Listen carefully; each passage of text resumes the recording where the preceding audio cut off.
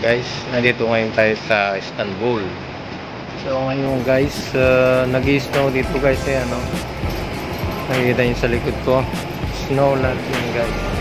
First time ko makakita ng snow, kaya dito sa Istanbul ngayon guys. Oh, ayan guys, okay.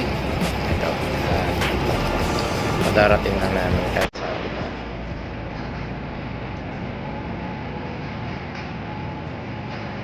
ito guys, oh.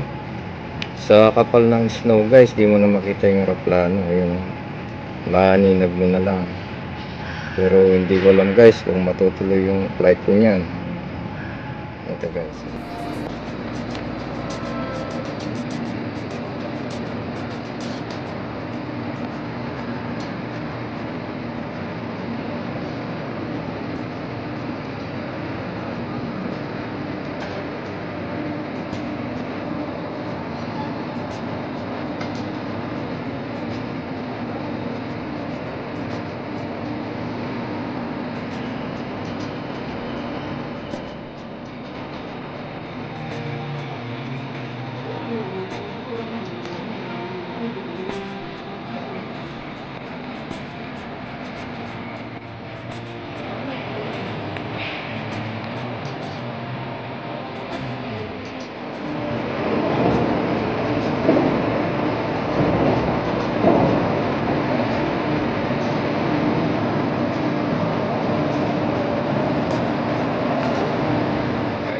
So kagabi dumating kami dito sa Istanbul Airport.